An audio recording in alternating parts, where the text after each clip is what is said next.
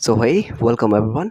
And मे भी आपने Pathan movie देखी होगी शाहरुख खान की, और मैं उसमें शाहरुख खान पे इंटरेस्टेड नहीं हूँ। मैं हूँ मूवी की एविल जॉन इब्राहिम पे इंटरेस्टेड, क्योंकि वो इंडिया का एक एक्स सोल्जर रह चुका है according to movie story, right. Ex soldier normal वाला सोल्जर नहीं, वो भी स्पेशल फोर्सेस का सोल्जर। अगर आपको पता हो कि स्पेशल फोर्सेस कैसे बनते हैं, 1000 10,000 नॉर्मल आर्मीज में से एक स्पेशल फोर्स चुने जाते हैं, because they have a mad जुनून। एक अंधा जुनून होता है यार, मैडनेस होता है उनमें। सब थोड़ा गलत रहा होगा पिछला बार, लेकिन अगर आप जानते हैं ये बात कि इतने हाई लेवल के जुनून रखने वाला व्यक्ति जो देश के लिए कभी भी मरने मिटने को तैयार होता है, सेकंड का भी टाइम नहीं लगाता ये सोचने के लिए कि उसे कुछ और करना है या फिर नहीं करना है।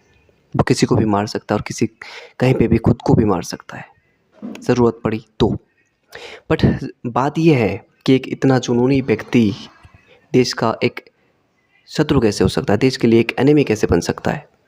बहुत बड़ी बात है। अगर आपने मूवी देखी है तो आपको पता होगा कि उसमें बोलते क्या है कि एक बार उसकी पत्नी को और उसे किडनैप कर लिया जाता है एक टेरर ग्रुप के द्वारा, और वो इंडियन गवर्नमेंट को फ़ोन करके उन्हें हैरेसमेंट करने की कोशिश करता है। बोलते हैं कि कुछ पैसे की डिमांड करते हैं, कहते हैं कि अगर आप हमें ये पैसे पे नहीं करेंगे तो हम आपके सोल्जर को मार देंगे, उसकी वाइफ को भी।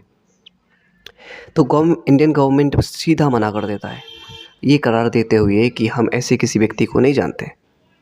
यहाँ तक तो नॉर्मल था, बट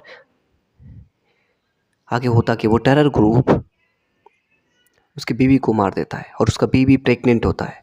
सबसे पहले वो बच्चे को मारता है और फिर उसकी बीवी को मारता है तड़पा के, और ये देख के उसका दिल दहल उठता है।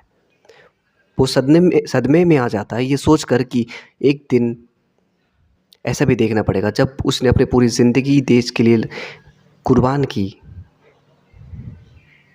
अब वो देश उसके अपने के लिए, जिससे वो मोहब्बत करे, जिसे वो चाहे, उसका परिवार, उसके लिए उसका देश इतना सा कोऑपरेशन नहीं कर सकता। अगर वहाँ पे किसी देश के पॉलिटिशियंस होता, उसके कोई परिवार वाले होते, तो एक तो नहीं सैकड़ों हज़ारों करोड़ उठा के फेंक देते, कोई भी डिमांड मान लेते लगभग। ऐसा होता है, कई बार हमने देखे। ऐसा मूवी की स्टोरीज़ में कहा जाता है, और ये बात सच है कि एक आर्मी जो देश के लिए जीने मरने की कसम खा के काम करता है, उसके लिए अगर देश थोड़ा कोऑपरेशन नहीं करेगा तो वो क्यों कर रहा है देश के लिए इतना कुछ।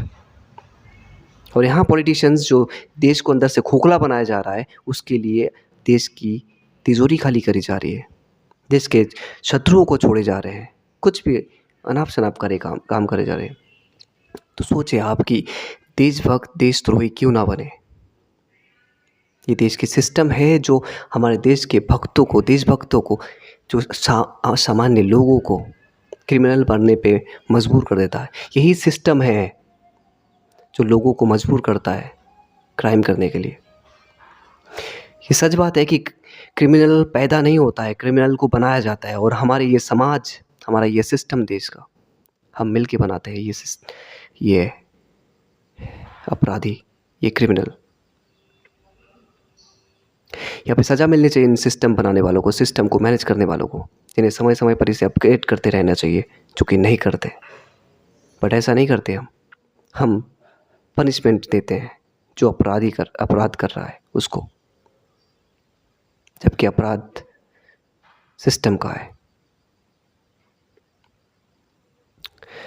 गलत जा रहा है। इसलिए ज़रूरी है हमें हर चीज़ को बदलाव करने की। अगर आपको थोड़ी समझ आई तो शेयर कीजिएगा, अगर मन करे किसी के पास तो, वरना कोई बात नहीं। Will meet again in some another video. Okay, bye.